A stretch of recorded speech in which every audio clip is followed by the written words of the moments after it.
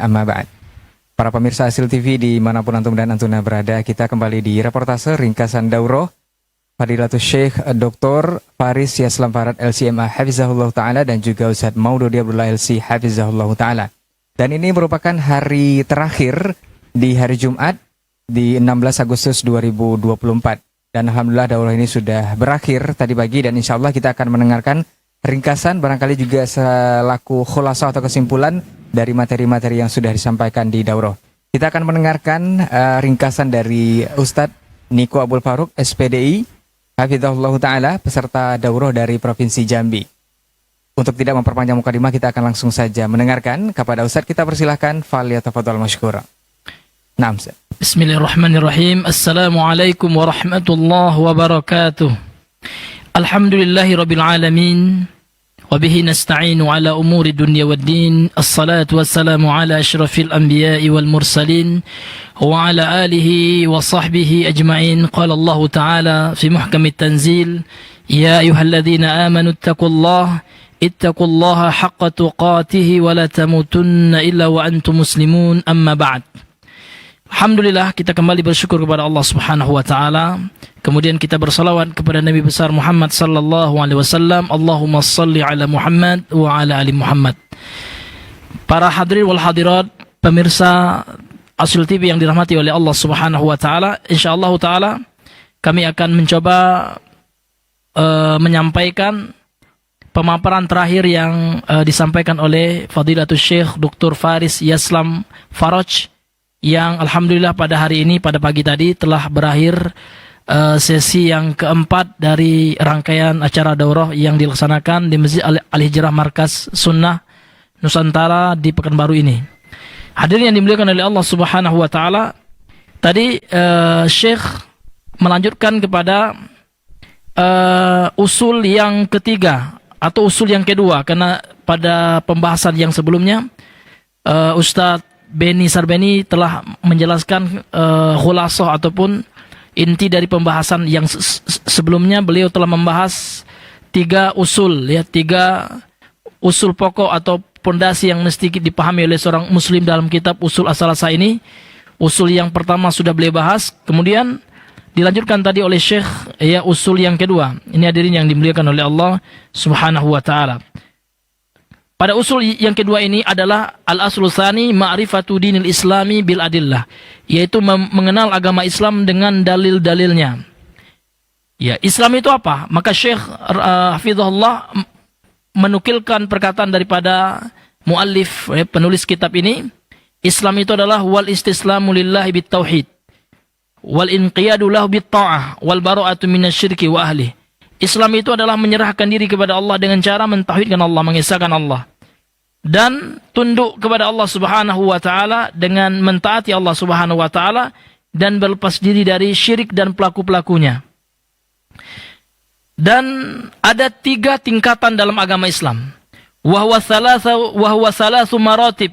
Ada tiga tingkatan dalam Islam itu, dalam agama itu, atau ini juga disebut dengan istilah maratibuddin. Yang pertama, tingkatan dalam agama itu adalah al-Islam, kemudian wal iman, wal ihsan, dan wa kullu martabatin lah arkan. Dan setiap dari tingkatan ini ada rukun-rukunnya. Kemudian para pemirsa yang dirahmati oleh Allah Subhanahu wa taala, fa arkanu Islam khamsah. Adapun rukun Islam itu ada 5 seperti yang telah kita ketahui. Syahadatu alla ilaha illallah, kesaksian kita, syahadat kita bahwasanya tidak ada ilah yang berhak disembah secara benar kecuali Allah Subhanahu wa taala, wa anna Muhammadan Rasulullah, dan sesungguhnya Nabi Muhammad SAW itu adalah utusan Allah Subhanahu wa taala. Wa iqamus shalah wa ita'uz zakah, kemudian mendirikan salat, menunaikan zakat, wa shaum Ramadan, wa hajju baitillahil haram, kemudian puasa di bulan Ramadan, kemudian haji di rumah Allah di Makkah, ya, di Al-Haramain, di kota Makkah. Kemudian Syekh mengatakan wahad fa dalilu syahadah, maka dalil syahadah untuk syahadat dua kali kalimat syahadat ini adalah firman Allah dalam surah Ali Imran ayat 18.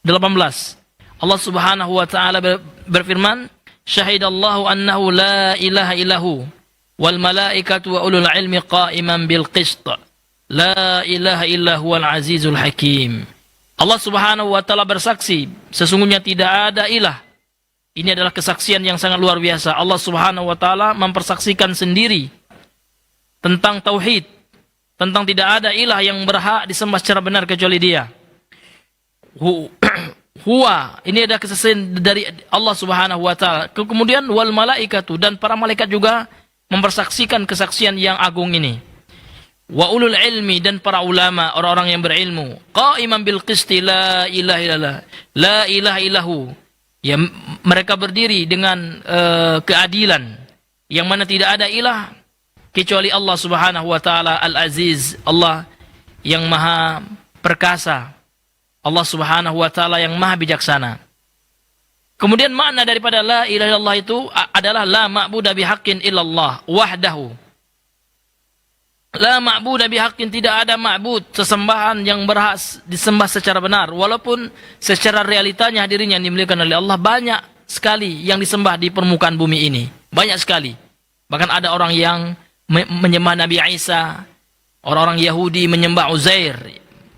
Maka mereka mengatakan Uzair ibn Allah, Uzair adalah anaknya Allah. Na'udzubillahi ta'ala Allah uluwan, ya ta'ala Allah uluwan kabiran ala ma yaqulun haula. Allah Subhanahu wa taala maha tinggi, maha suci dari apa yang dikatakan oleh orang-orang musyrik dari kalangan Yahudi, dan demikian juga orang-orang Nasrani, dan demikian juga kaum musyrikin dari penyembah batu-batu, penyembah pepohonan yang mereka anggap sakti, keramat, dan semisalnya. Banyak sekali yang disembah selain Allah Subhanahu wa taala. Dan makna daripada la ilallah itu adalah la ma'budu bihaqqin. Kita nafikan, kita tolak seluruh yang disembah. Kemudian kita tetapkan yang berhak, yang layak disembah, hanya satu-satunya ilah, ya, sesembahan yang layak untuk disembah, yaitu Allah Subhanahu wa taala. Maka ada dua rukunnya. Rukun yang pertama dari kalimat la ilallah ini, la ilaha illallah ini, yang pertama adalah nafyu. Ya, an-nafyu adalah penafian, peniadaan. La ilaha, pada kata la ilaha, tidak ada ilah. Ini adalah nafian ma yu'badu min dunillah. Ini adalah penafian, peniadaan terhadap segala yang disembah selain Allah Subhanahu wa taala. Kemudian yang kedua, rukunnya adalah al-isbat, penetapan, yakni illallah, hanya Allah Subhanahu wa taala yang kita sembah, yang kita tetapkan sebagai ilahul haq, al-ilahul haq, ya, sesembahan yang benar. Ini kata beliau musbitan al-ibadah lillahi wahdahu la syarikalah. Ini ada penetapan bahwasanya ibadah itu, sesembahan itu lillahi wahdahu la syarikalah, hanyalah bagi Allah semata, yang tidak ada sekutu bagi Allah Subhanahu wa taala. Kama annahu laisa lahu syarikun fi mulki, sebagaimana tidak ada sekutu bagi Allah dalam kerajaannya. Wa tafsiruha alladhi yuwaddihuha, kemudian tafsir daripada kalimat la ilaha illallah itu, itulah yang nanti akan memperjelas makna dari la ilaha illallah. Sebagaimana firman Allah Subhanahu wa taala, wa idz qala Ibrahimu li abihi wa qaumihi, dan ingatlah ketika Nabi Ibrahim berkata kepada ayahnya dan kaumnya, innani bara'um mimma ta'budun, sesungguhnya aku berlepas diri dari apa yang kalian sembah selain Allah, illa alladzi fatarani fa innahu sayahdin. Lihat, dalam ayat ini terkandung makna al-isbat, makna an-nafyu wal isbat, makna penetapan dan penafian. Yang dinafikan dalam ayat ini adalah perkataan Nabi Ibrahim, innani bara'um mimma ta'budun, sesungguhnya aku berlepas diri, kata beliau. Sesungguhnya aku tidak ikut-ikutan, aku berlepas diri. Aku tidak pro terhadap segala yang disembah selain Allah Subhanahu wa taala. Kemudian ada kata-kata Syekh tadi mengandung isbat dalam ayat ini, yakni firman Allah, illal ladzi fatarani, kecuali zat yang telah menciptakanku. Fa innahu, sesungguhnya dialah sayahdin, yang akan memberikan hidayah kepadaku. Ini hadirin yang dimuliakan oleh Allah Subhanahu wa taala. Kemudian itu syahadat yang pertama, syahadat kepada Allah Subhanahu wa taala. Kemudian yang kedua, syahadat kepada Nabi Muhammad sallallahu alaihi wasallam. Dalilnya, wa dalilu syahadati anna Muhammadan Rasulullah, qauluhu ta'ala, dalilnya adalah firman Allah dalam surah Taubah ayat 128. Allah Subhanahu wa taala berfirman, laqad ja'akum rasulun, dan sungguh laqad di sini ya adalah jawabul qasam ya, yang memberikan makna penegasan, dan kemudian maknanya adalah penguatan. Ada taukid di sini, ada lam taukid dan juga qad yang maknanya adalah litahqiq ketika masuk ke dalam fi'il madhi. Laqad ja'akum, dan sungguh telah datang kepada kalian. Siapa? Rasulun, seorang rasul. Min anfusikum, yang berasal dari diri-diri kalian, artinya dari bangsa kalian.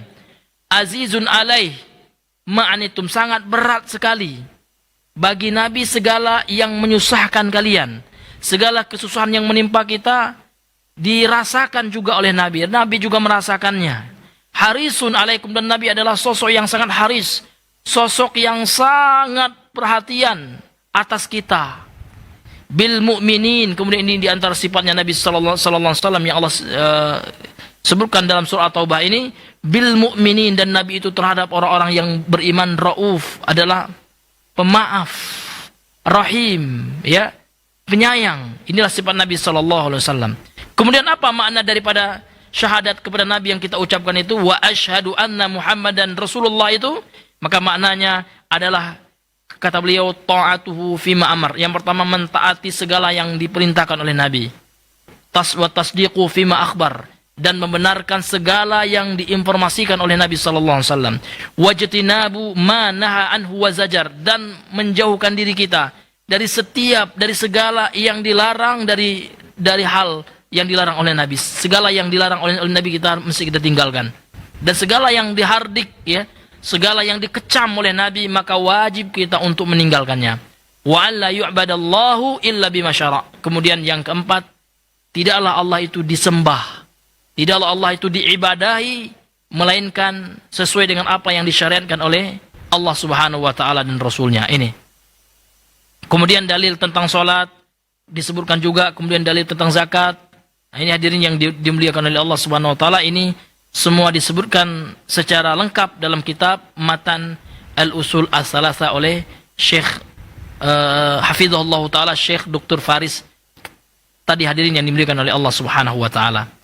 Kemudian kita ringkas saja, kita masuk kepada usul yang ketiga. Karena 3 usul nih, 3 pondasi, yang mana 3 hal ini yang akan ditanyakan oleh malaikat kepada setiap muslim, setiap muslimah ketika di alam kubur. Yang pertama tentang man rabbuka. Kemudian yang kedua, ma dinuka, siapa Tuhanmu. Kemudian ma dinuka, apa agamamu.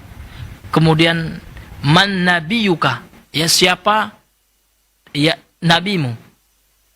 Ya, siapa Tuhanmu, apa agamamu, siapa nabi. Itulah inti dari al-usul as-salasah itu. 3 pondasi, 3 pokok yang kelak ditanyakan oleh Allah, oleh malaikat Allah Subhanahu wa taala kepada setiap orang yang meninggal, kepada setiap orang yang berada di alam kubur kelak. Sekarang kita masuk kepada al-aslus salis ya, usul yang ketiga, yaitu ma'rifatu nabiyyikum Muhammadin alaihi salatu wasalam, yaitu mengenal nabi kalian, yakni nabi kita, nabi umat akhir zaman. Itu adalah nabi kita dan Nabi Muhammad. Namun umat nabi itu ada 2. Ada umat yang menerima dakwahnya nabi, itu kita, alhamdulillah. Itu namanya ummatun ya istijabatun, umat yang menjawab, yang menerima, yang mengikuti dakwahnya nabi. Kemudian ada umat yang sasaran dakwah, yang mereka belum mengikuti dakwahnya nabi, orang-orang munafik, orang kufar, orang musyrik. Istilahnya adalah ummatun mustajabah. Ummatun dakwah, umat yang didakwahkan Islam kepada mereka. Kemudian beliau mengatakan di sini, wa huwa Muhammad ibnu Abdullah ibni Abdul Muttalib. Nama beliau adalah Muhammad bin Abdullah bin Abdul Muttalib bin Hashim. Wa Hashimu min Quraisy, dan Hashim itu berasal dari Quraisy. Wa Quraisyu minal Arab, dan Quraisy itu berasal dari Arab. Wal Arabu min dzurriyyati Ismail, dan Arab itu berasal dari anak keturunannya Nabi Ismail bin Ibrahim Al-Khalil, ya anaknya Nabi Ibrahim, Nabi Ismail. Dan Nabi Ibrahim adalah Al-Khalil, kekasihnya Allah, Khalilur Rahman, kekasihnya Allah Subhanahu wa taala. Wa ala nabiyyina afdalus salatu wassalam, dan atas nabi kita ya salawat yang paling utama dan salam yang paling utama. Kemudian hadirin yang dimuliakan oleh Allah, penulis juga menyebutkan tentang umur Nabi sallallahu alaihi wasallam ketika Allah wafatkan. Walahu minal umri 63 sanah, dan beliau memiliki umur 63 tahun ketika diwafatkan oleh Allah Subhanahu wa taala. Minha arba'una qabla an-nubuwah. 40 tahun beliau sebelum beliau diangkat menjadi nabi. Jadi usia beliau ketika diangkat menjadi nabi itu adalah ketika berusia 40 tahun. Wa 23 nabiyan wa rasulan. Beliau menjadi nabi dan rasul selama 23, ya, selama 23 tahun. Ya. Nubbi'a, ketika beliau diangkat menjadi nabi itu dengan turunnya firman Allah, ayat ataupun surah yang pertama kali turun, yaitu surah Al-Alaq ayat 1 sampai 5. Iqra, ketika beliau bertahanus di Gua Hira. Dan ketika turunnya Iqra itu, disitulah pertama kali beliau diangkat, nubbi'a, diangkat, dilantik oleh Allah Azza wa Jal menjadi nabi. Ini hadirin yang dimuliakan oleh Allah Subhanahu wa taala. Dan beliau juga menjelaskan tadi bahwasanya umat Islam itu adalah ummatun qiraah. Umat Islam itu adalah umat yang mesti maju. Umat yang banyak membaca. Kenapa? Karena ayat yang pertama kali saja turun, kata beliau, adalah surah ya Iqra. Ya, yang perintah Allah, Iqra bismi rabbikal ladzi khalaq. Ketika turun ayat ini, Nabi mengatakan, wa ma ana biqari. Nabi saja yang tidak bisa membaca masih diperintahkan oleh Allah untuk membaca. Ini menunjukkan apa? Menunjukkan pentingnya membaca pada umat Islam.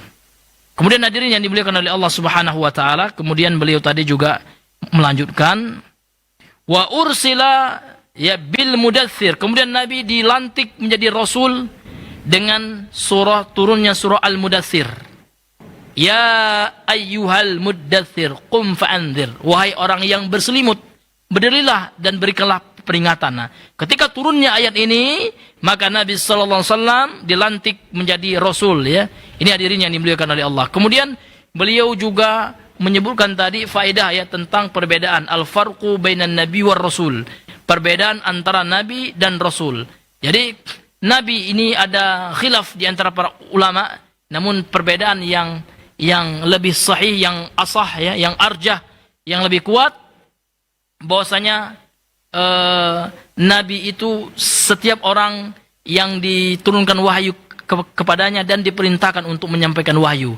Akan tetapi nabi itu hanya diperintahkan untuk memperbaharui syariat nabi yang sebelumnya. Ini perbedaan yang paling mencolok, kata beliau. Sedangkan rasul sama.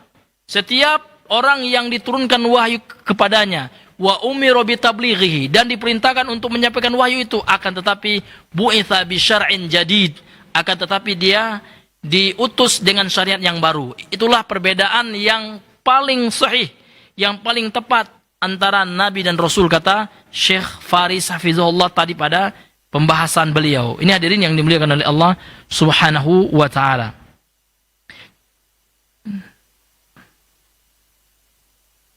Kemudian juga ya, hadirin yang dimuliakan oleh Allah Subhanahu wa taala, di pembahasan ini Allah Subhanahu wa taala juga menyebutkan tentang hijrah. Wal hijratu faridatun ala hadil ummah. Hijrah itu hukumnya wajib terhadap umat ini.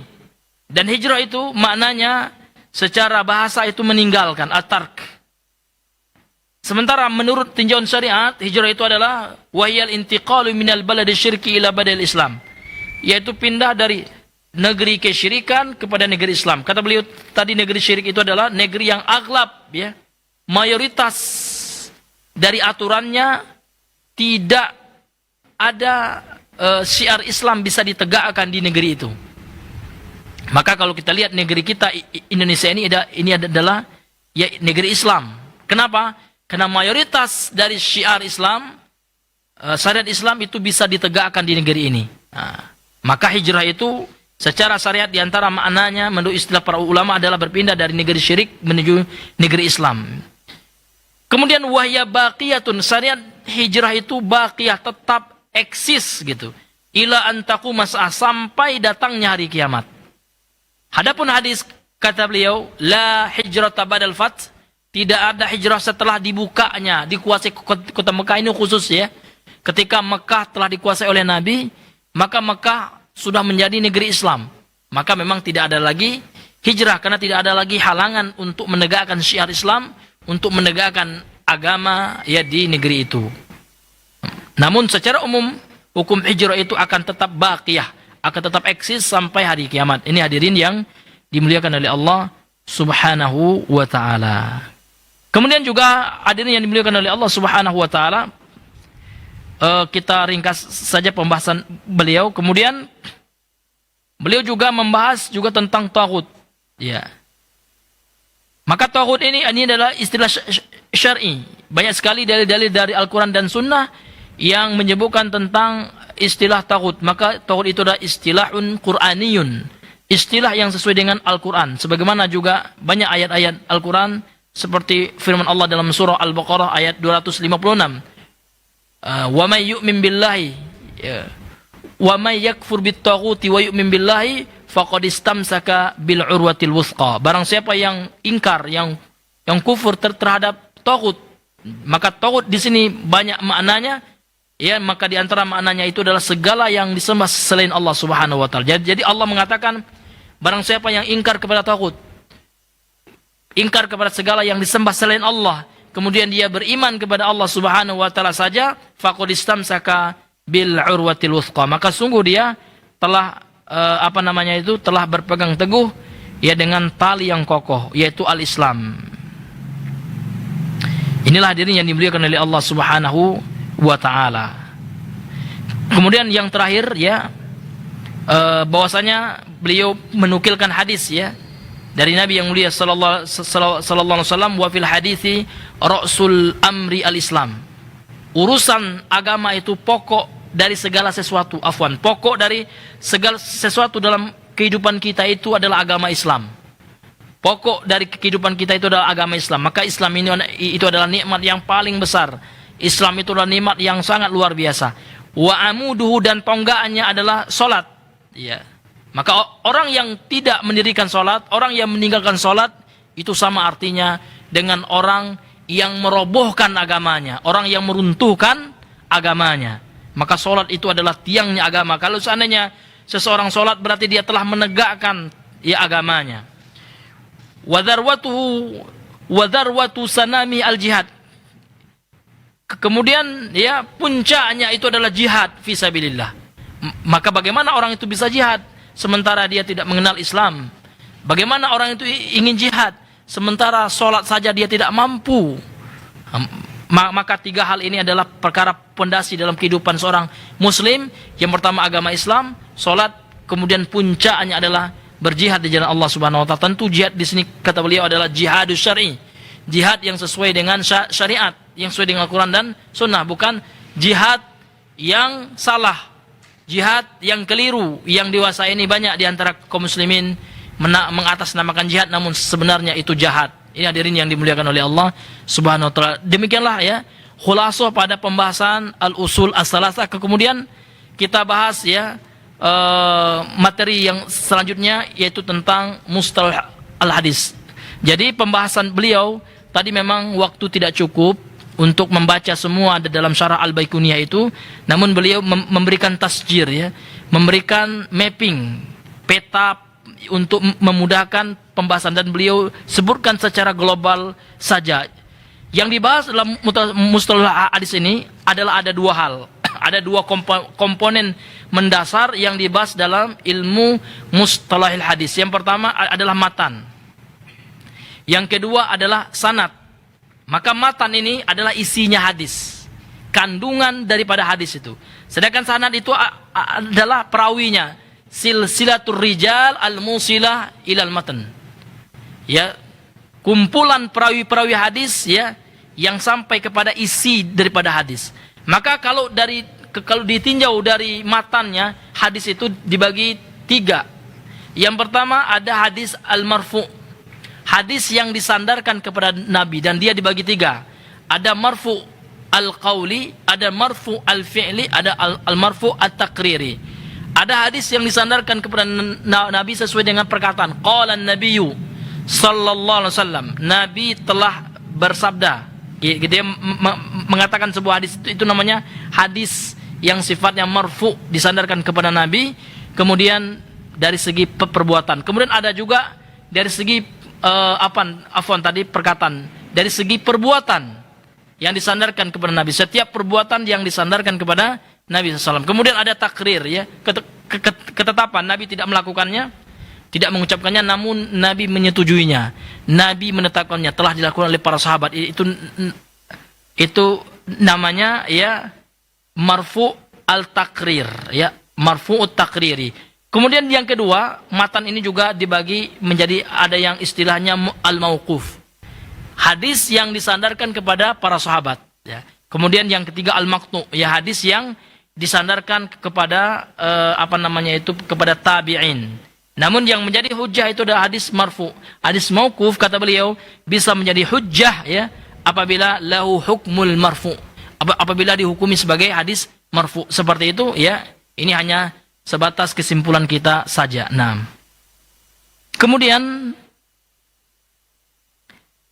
sanadnya, dari segi sanad, ya, maka hadis itu ada yang al-mutawatir dan hadis ahad. Dan mutawatir itu adalah hadis yang jumlah perawinya itu mulai dari tobakoh atau masa sahabat sampai kepada tobakoh mukharrij, ya, al-mukharrij, ya, yang mengeluarkan hadis. Seperti Imam Al-Bukhari itu banyak sekali, sehingga mereka banyak meriwayatkan hadis itu, kesepakatan mereka ini mustahil untuk berdusta. Maka hadis mutawatir ini hadis yang paling tinggi levelnya. Kemudian hadirin yang dimuliakan oleh Allah, kemudian lawan daripada hadis mutawatir ini ada hadis ahad. Kemudian hadis ahad ini dibagi menjadi tiga, ada hadis al-gharib, ada aziz, dan masyhur. Ini hadirin yang dimuliakan oleh Allah Subhanahu wa taala. Kemudian hadis juga dibedakan dari sisi diterima dan tidak diterimanya hadis ini. Maka ada yang disebut nanti dengan hadis makbul, al-hadisul makbul, hadis yang diterima. Kemudian juga ada istilahnya al-hadisul mardud, ya, hadis yang tertolak, ya. Kemudian hadis yang diterima itu adalah hadis sahih. Yang sahih dibagi dua, ada sahih li ghairihi, sahih li dzati, kemudian hadis hasan, gitu. Hasan juga dibagi dua, ada hasan li li dzatihi, kemudian juga ada hasan li ghairihi, seperti itu. Dan ada juga hadis yang ditolak. Hadis yang ditolak ini ada dua sebabnya. Maka sebab yang pertama adalah al-qat'u atau as-saktu fi al-matan. Ya, matan ya. As-saktu fi as-sanad, ya. Sanadnya terputus, gitu. Kemudian sebab yang kedua adalah at-ta'nu, ya, fi as-sanad. Nah, yang pertama sanadnya itu terputus, kemudian yang kedua sanadnya itu, perawinya itu tidak adil, kemudian juga tidak kredibel. Maka ada kritikan daripada ulama nuqat, ya, ulama jar wa ta'dil terhadap keadilan adalatul rawi, ya, terhadap keadilan rawi itu, dan juga, ya, terhadap kredibilitasnya di dalam menyampaikan hadis itu. Mungkin karena hafalannya yang rusak, atau catatannya karena dia tidak terkenal dengan orang yang penghafal yang kuat, ya. Namun dia pencatat yang lengkap. Ternyata catatannya, dhabtul kitabahnya itu juga tidak lengkap. Maka di situ, ya, dobatnya itu dikritik oleh para ulama seperti itu. Nah, ini mungkin kesimpulan, ya, karena mengingat waktu, ya, kesimpulan terhadap ilmu mustalah hadis yang kita pelajari, ya, selama 4 hari ini dengan Syekh hafizahullah taala. Kemudian yang terakhir, ya, kesimpulan dalam ilmu usul fiqh dalam kitab Matan al-Waraqat, ya. Maka yang dibahas dalam ilmu fikih itu secara umum itu, yang pertama adalah al-hukmu syar'i. Dan hukum syar'i itu dibagi dua. Ada namanya hukum taklifi, kemudian hukum wad'i. Hukum taklifi ini adalah hukum yang berkaitan dengan mukallaf, dengan orang-orang yang dibebankan syariat kepadanya. Dan itu dibagi 5. Ada nanti istilahnya al-wajib, kemudian al-mandub, ya, kemudian al-makruh, kemudian al-muharram, kemudian ada al-mubah. Kemudian al-wad'i itu terkait dengan sebab sebuah amalan, sebabnya. Kemudian syaratnya, seperti syarat sholat apa? Itu hukum wad'i namanya. Yang berkaitan dengan tanda. Kalau seandainya syaratnya terpenuhi ya, maka itu tanda sahnya sebuah ibadah. Atau ada penghalangnya. Misalkan orang ingin sholat namun ada penghalangnya. Contohnya hadas. Nah, maka Nabi SAW mengatakan, la yaqbalullahu sholata ahadikum idza ahdatha. Gitu ya. Allah tidak menerima sholat kalian apabila kalian berhadas. Maka hadasnya harus dihilangkan, itu mani', yaitu penghalang untuk melaksanakan ibadah salat. Dengan apa? Hatta yatawadda kata Rasul, sampai dihilangkan hadas itu dengan hadas kecil itu dengan berwudu. Ini hadirin yang dimuliakan oleh Allah Subhanahu wa taala. Kemudian hadirin yang dimuliakan oleh Allah Subhanahu wa taala, pembahasan juga di dalam usul fikih adalah dalalatul alfaz, ya. Adalah bagaimana kita menjadikan atau menjadikan dalil setiap lafaz daripada Al-Quran dan Sunnah itu. Maka dibagi dua. Ada lafaz itu wudhi'a fi asl lafz. Ada lafaz itu yang memang ditetapkan pada asal dia itu ditetapkan sebagai lafaz gitu ya, pada hakikatnya gitu ya. Dan itu terbagi tiga. Yang pertama ada namanya lafaz yang am, yang umum. Kemudian ada yang khas, kemudian ada yang mustarak. Dan yang khusus itu dibagi lagi. Ada yang sifatnya jumlah atau adat. Nah, ini setiap ibadah yang terkait dengan angka ya. Contoh habis sholat zikir 33 itu khusus itu. Dan setiap yang umum itu kalau ada dalil khususnya mesti dibawakan kepada dalil yang khusus. Maka kita sebutkan di sini secara umum saja karena mengingat waktu. Kemudian juga ada istilahnya itu al-mutlaq. Ada yang adat, kemudian al-mutlaq, ada lawannya al-muqayyad. Kemudian ada amr dan an-nahyu. Kemudian pembagian dalalatul alfaz juga dilihat dari sisi al-wuduh wal khafa. Jelas atau samar-samarnya nas itu. Maka dibagi dua, ada nas, ada dalil, ada lafaz Al-Quran dan Sunnah itu yang sifatnya, yang bentuknya jelas. Nah, maka yang jelas ini dibagi dua. Ada yang nas, sifatnya yang nas, ada yang zahir. Kemudian yang khafi itu, yang sama-samar itu sifatnya umum atau yang bersifat mujmal. Ini hadirin yang dimuliakan oleh Allah Subhanahu wa taala. Dan pembahasan yang lainnya kena mengingat waktu, yaitu kesimpulan singkat saja yang bisa kami paparkan. Memang ilmu usul fikih ini luas. Namun tadi Syekh hanya menyebutkan secara ringkas saja gitu ya. Mudah-mudahan apa yang disampaikan oleh beliau ya, karena waktu juga terbatas ya, mudah-mudahan apa yang disampaikan oleh beliau kemudian apa yang kami berusaha untuk menyimpul ulang dengan bahasa Indonesia ini bisa ya diambil faedahnya, manfaatnya oleh kaum muslimin yang dirahmati oleh Allah Subhanahu wa taala. Mudah-mudahan ilmu kita yang sedikit ini bisa kita amalkan dan menjadi ilmu yang bermanfaat. Mungkin ini saja yang bisa kami sampaikan. Subhanakallahumma bihamdika asyhadu an la ilaha illa anta astaghfiruka wa atubu ilaik. Assalamualaikum warahmatullahi wabarakatuh.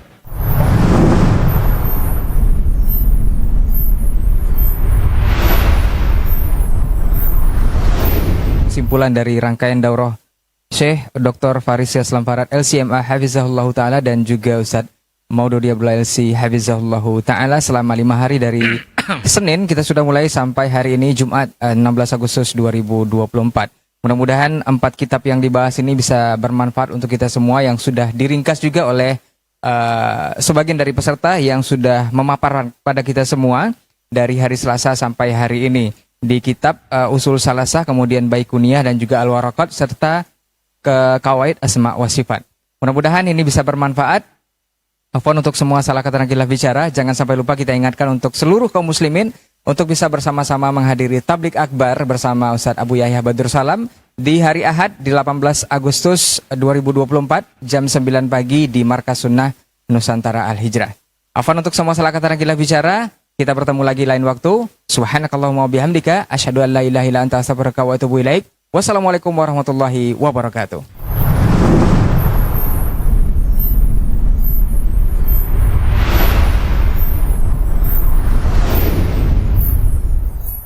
Lihat Rasulullah SAW mensifati orang-orang Khawarij. Mereka membawakan ayat-ayat Al-Quran, tapi pemahaman mereka itu yang bermasalah. Hadirilah tablik akbar untuk kaum muslimin dan muslimat bersama Ustadz Abu Yahya Badrussalam LC Hafizahullah.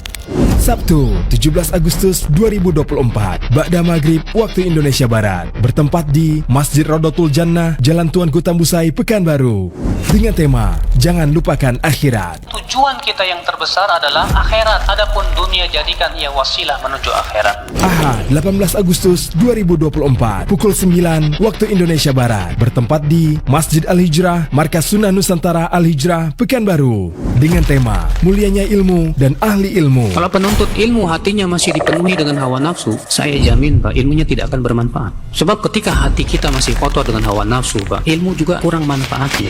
Saksikan kajian ini di Alsil TV.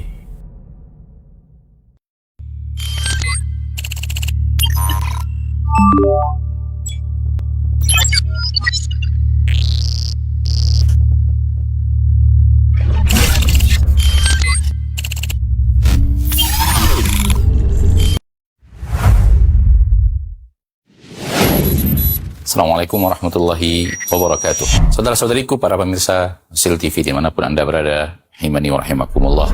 Semoga antum selalu berada dalam lindungan Allah Tabaraka wa Ta'ala, dan semoga kesehatan, keberkahan, rahmat dan nikmat Allah Tabaraka wa Ta'ala selalu meliputi Anda semuanya.